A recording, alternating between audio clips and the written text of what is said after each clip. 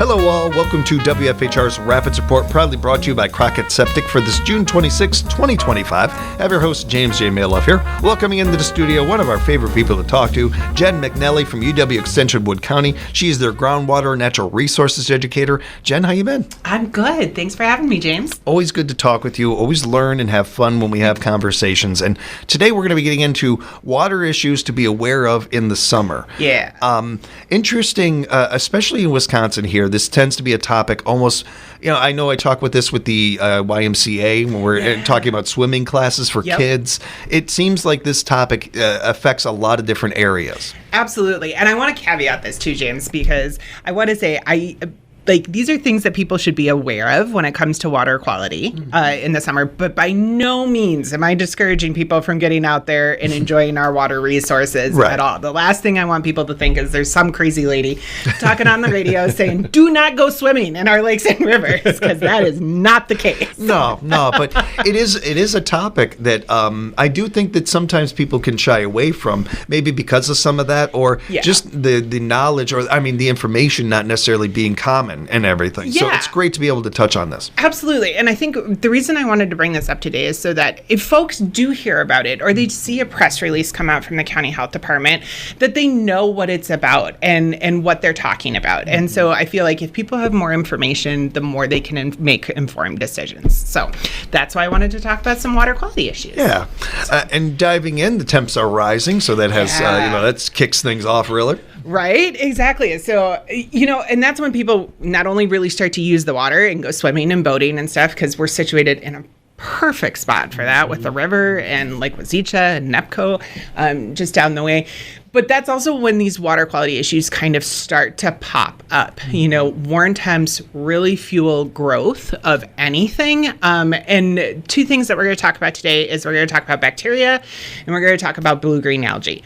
Both of them love warm temperatures. So yeah, and the algae thing is something that I've learned more and more about in the conversations I've had with you guys at Extension. I'm glad we're diving into these. Good. Why don't we start with beach monitoring and bacteria? Sure, absolutely. So beach monitoring starts to happen. We have a fantastic Wood County Health Department that routinely monitors all of the county beaches in the county. And that starts late spring, usually around Memorial Day, and then happens routinely throughout the summer. And they are collecting samples and looking for E. coli bacteria counts at each of the beaches. There's a threshold that is set by the EPA for what's considered safe.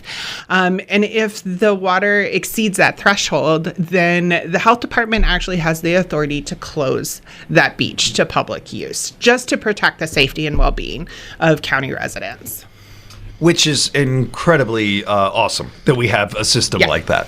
Yeah. The idea, I think the only thing worse than that to me is the idea of how long it went without these kind of things, in society. And that's not anybody's fault. I'm not pointing at fingers or anything like that. Just the idea that this exists is one of those things that I think that, and this is, again, nobody's fault. This is the way life works. We normalize things a lot. We get used to things. Like, oh, we got this. Oh, we have that. And of course we do. They should be there. They should be doing this job.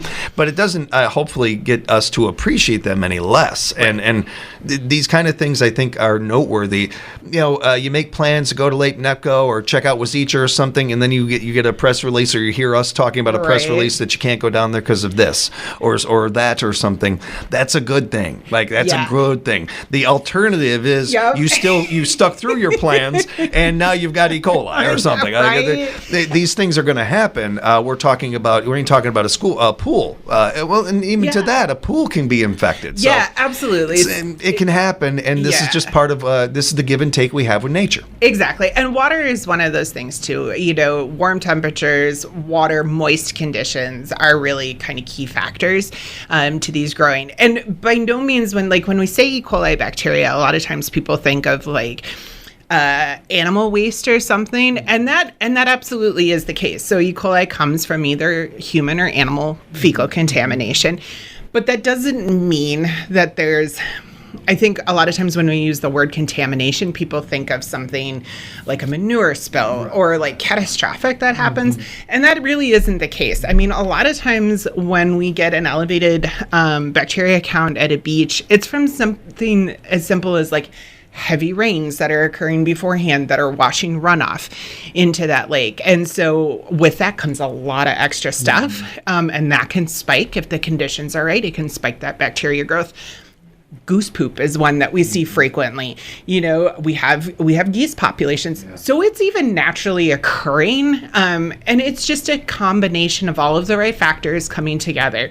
And what we're really trying to do is to keep people safe is really the reason that we're out there looking at this stuff. You know, in this is kind of a positive in some ways. I think our resources have done such a good job on this, and we don't have. I don't know that it's common to know somebody that's been infected with E. coli or something along those lines. They've done such a good job of this. At the same time, I think people hear that and they don't immediately know why. Yeah. What happens if I do get infected or something? Right. Maybe we touch on that just a little Sure. bit to just remind everybody, hey, this is important. You don't get infected with this. Yeah, absolutely. So I think that's one of the common things too is most people won't equate like swimming or recreating in water with some of the outcomes of that. And there are things like diarrhea and nausea and vomiting, that can come from a whole host of different places. And so a lot of times I don't think people may necessarily connect that. Yeah. Maybe not everybody. I'm sorry to cut you off. I didn't mean to do that. I just I immediately thought of something that I was talking to my mom a little bit about when it comes to this topic. And maybe you haven't dealt with E. coli, but we've all been that kind of sick. Yeah, where right. you're dealing with basically like 3 out of 4 of these or something. Like it's not good. No. It's not good. Avoid it all you can and listen to our business, our nonprofits out there, our people working so hard to keep our waters clean and work on that yourselves. Yeah. I think that's something else to keep in mind throughout this conversation, that we can also make an impact on this ourselves and trying to keep our water clean. What is the primary risk of ingestion? Is it ingestion of the water? Yeah, Is that really? Yeah, so ingestion, when it comes to E. coli, is the ingestion or drinking of water. And so that's why swimming is probably the most high-risk activity when it comes to E. coli contamination. That accidental ingestion, I don't think a lot of people are out there, purposefully drinking the lake water when they're swimming, but it always happens. And so swimming is the big one. Boating, things like that, you're fine. Mm-hmm. That isn't a big deal. And that's why it's primarily focused on the swimming beaches for that one. When we're monitoring those is where we're really looking. Would you say even without a report or a test being done, we've just had here in central Wisconsin some pretty consistent heavy rains. Is it a good idea to kind of avoid swimming even after a good rain? Yeah, especially like where we had an all-day rain yesterday that just was steady. Yeah, we always say, waiting 24 or 48 hours after a heavy rain is always a great idea just to be on the safe side of things. That gives it typically enough time, especially with our systems. The Wisconsin River, NEPCO and Wazeesha are both impoundments of the river, and so they still have a fair amount of flow going through them. In those situations where that's flowing, 24, 48 hours is going to give it a pretty good chance to move through that system. So that's a great rule of thumb generally. And kind of piggybacking on that, Jen, it does feel like when we do get these reports from our Parks and Rec department or anything, and a shout out to them when they let us know about these things. They're great. It doesn't feel like it's much longer before they're opened up again. No. Usually a couple of days or something like that. Is that about the average time? Typically, a week, maybe 2 at the most. When things they'll generally go through kind of like that growth period where, that count gets really high, and then it'll tend to taper off after that. So what generally happens is if there's a beach that tests high, they're going back out there routinely testing, every so often to see when that's going to happen. And as soon as it comes down into those safe levels again, they're removing that post. And so in that case, it's a great idea if you have concerns, check the Wood County Health Department page because they usually are posting if there's a beach that has tested high. They're sending out a press release. The County Parks Department is always a great one to check in with too because they have that information. And so, just paying attention to those information sources is a great way to know what's going on. We are speaking with our friend Jen McNally, groundwater and natural resource educator with UW Extension Wood County. And Jen, let's dive into blue-green algae now a little bit. Yeah. There's a lot to cover on this one. It really is, and no pun intended there. But this blooms another issue in our area. Yeah. So this is another one. This one maybe gets a little bit more press. I think probably because it's more visual for people. They can see it a lot of times. And so the Wisconsin River system also has experienced this a little bit farther down, like Petenwell and Castle Rock have had issues with this, and pretty significant issues. So fun fact, blue-green algae, even though it's called an algae, not really an algae. It is a bacteria, actually. I remember that now. I forgot about that. That's right. Yeah, that's so one of those wild things. Right? That's I don't funny. know how it ever got its name, but it's actually a cyanobacteria. Very common in Wisconsin, so not surprising that we have it. Yeah.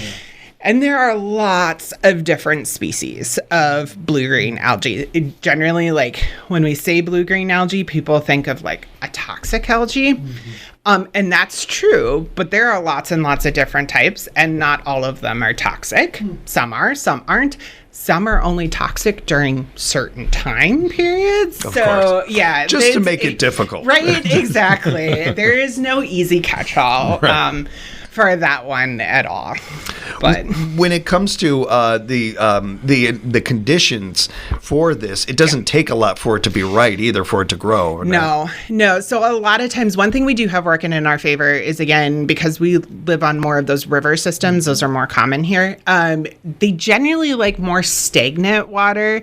So, Nepco and Waukesha are a little less flow, so those might be potential areas. Inland lakes are good, prime candidates for this to happen, but we have seen them on the Wisconsin River as well. So by no means is that exclusive. So either stagnant or slow-moving water, warm temperatures, that's a big one. And then they need food in order to grow. So if we have extra nutrients in the water, or like phosphorus and nitrogen, that's going to provide their food base for them, and that can be the catalyst. So again, things like a big runoff event can really fuel that. So warm weather, runoff event, it's the mix of all the right combinations that can do that. And I kind of got ahead of myself a little bit, Jen. I'm sorry. We were getting into the colors a little bit. Oh, yeah. And I thought that was a really good part, especially one of the things I saw in your notes, they're reddish purple or brown. I've never seen that color. Yeah, algae. I'll be calling you up right away. I'd be like, Jen, what am I seeing here? Exactly. So, a lot of times when we say blue-green algae, the first picture that pops to mind is kind of like a pea soup, or it will look like if there's a bloom. And so what a bloom is when that bacterial growth happens really quickly and they replicate. You'll get a big bloom happening or a big growth period. And so when a bloom happens, a lot of times what that'll look like is like pea soup. Sometimes people will say that it looks like paint being thrown on top of the water.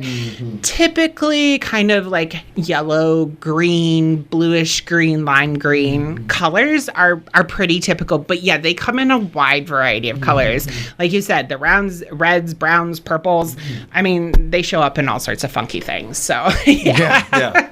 And kind of coming back to the point about the environmental conditions and everything, they don't necessarily have to be perfect for the algae to show up. No. It can form in different times of the year, in particular. Yeah, most of the time we see it happening in the summer because that's when we have the warmer months. But I mean, these things have happened rarely, but they have happened even under ice conditions as well. So it's just a matter of if they have what they need in order to grow, it can happen anytime. People are a little bit more heightened and paying a little bit more attention when that weather starts to get warm and that component starts to happen. But it's good to be on the lookout anytime. And you mentioned that there are so many different species, and not all of them are necessarily toxic. No. So what happens is certain species will grow, and then there's actually toxins that form inside the cells of certain species. And like I said, not even the species that can produce toxins don't do it all of the time. So there's really no good way to tell if a species is toxic. But what happens is when those cells break open, those toxins are released. And so that can happen either when algae is dying back and naturally decomposing and breaking open. It can happen if the water goes through a really rough disturbance and those cells break. Or even when water is ingested or those algal particles are injected, when they mix with stomach acids and start to break down, those toxins can be released as well. And those toxins are what poses the health risk. It's not actually the algae itself, but it's the toxins that some of those produce. Well, it sounds like if you just look at them funny, they're lacked up. So it doesn't take a lot. Right? No, and this one is a little bit trickier because those toxins, if like you're water skiing or something like that, they can aerosolize, and so if you can inhale them, that also poses a risk. So this one is one that we encourage a little bit more caution with. The E. coli and bacteria is really, you have to ingest it. This one is, we want you to take a little bit more caution if you're water skiing, paddle boarding. Boating is usually on the lower risk side, so that one isn't quite a big concern. Swimming, this one is also unique that this one can also affect pets and have some pretty detrimental effects on pets, not just humans as well. I remember one of the first girlfriends I had out here, she had a wonderful lab, and we used to take him for walks. We're taking him to the beach, and she was going to take him off the collar and just let him go. That's what she usually did. She was just about to and caught him at the last second, and it was because there was algae in the water. Yeah. And I, as a city kid, thought, oh, well, she just didn't want it in his coat. Right. Or something like that. Or it's going to be hard to clean out. Pain in the butt to clean, for sure. It's such a good note about that with animals because, as owners, we want the best for them and everything, but sometimes we don't always, do they shouldn't go in the water, but boy, they love it so much. Right, exactly. They'll and have that's other a hard chances. thing. That's a hard thing to do. And so, it's not even just, so for them, swimming is a risk, retrieving toys in and out of the water too, where they might accidentally ingest it. But it's also, even if they're just walking through it and have algae on the outside, and then they lick their coat, they're ingesting it that way. So kind of one of those situations, best rule of thumb when it comes to blue-green algae is when in doubt, stay out. Yeah. So if you see something that doesn't feel right or doesn't look right, better to be cautious. The only way to know for sure with blue-green algae is to submit a sample to a lab. Unfortunately, right now for our inland water bodies, nobody is routinely sampling for blue-green algae, and that's just because of, there isn't enough people or resources. Yeah.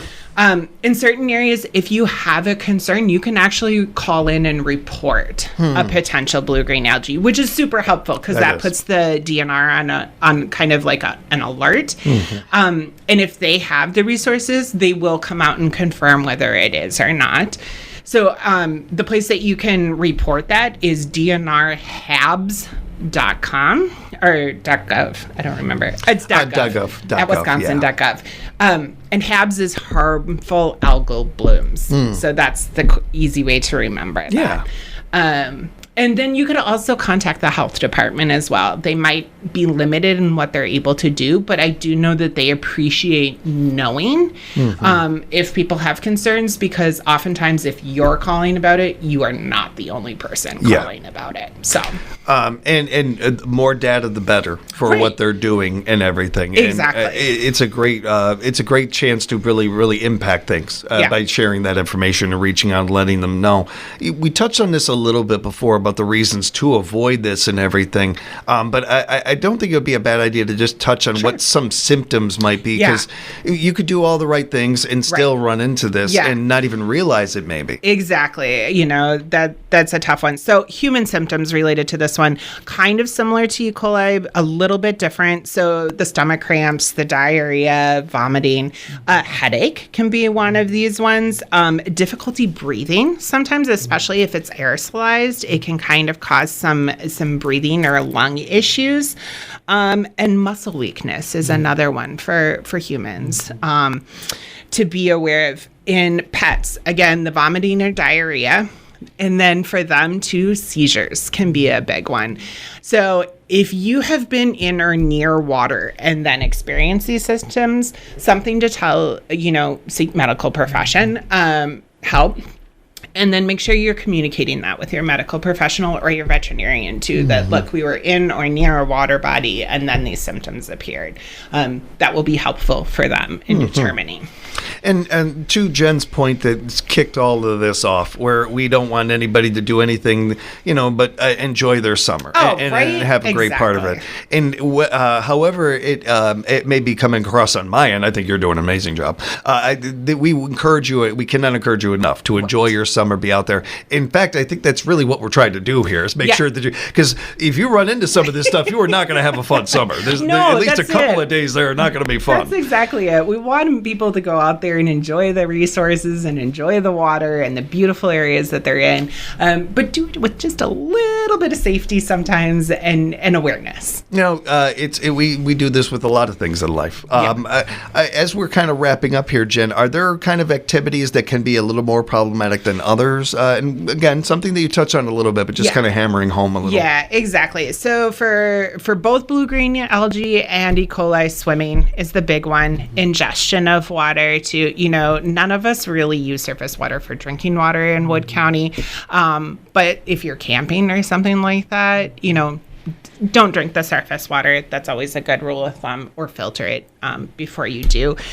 For blue-green algae, those sports where you're kind of recreating in or close to or stirring up the water. So again, the water skiing, paddle boarding, those type of things we want to avoid. And then pets, of course, keeping pets out of the water. That's a big one. Now, if you do run into something like we were talking about and everything, if you suspect blue-green algae bloom or anything, is there somewhere to go to report that? Yeah. So again, that's at DNR website, that DNRHabs at wisconsin.gov. Yeah. That's the best place to report that. You can also go through the county health department as well and just give them the heads up on that information. That's always super helpful. If you want to just learn more about it too, both the DNR and the Department of Health Services at the state level have excellent resources on it. DNR also has a mapping feature that shows it's really cool. where in the state these things are happening. And so that's a great visual, especially if you're traveling outside of Wood County and you want to know, is there something I should be aware of? DNR's website is a great place to go for that. And if people have follow-up questions for you and like to know more, Jen, how can they reach you? Yeah, absolutely. So a great place to do that is to look for the Wood County Extension website. All of my contact information is on there, including my email, or they can just call the office number, which is 715-421-8440. Love talking with you, Jen. Thank you so much for the time and the information. We appreciate you so much. Say hi to everybody over at Extension for us. Will do, absolutely. And thank you, everybody, for joining us for another edition of WFHR's Rapids Report, proudly brought to you by Crockett Septic.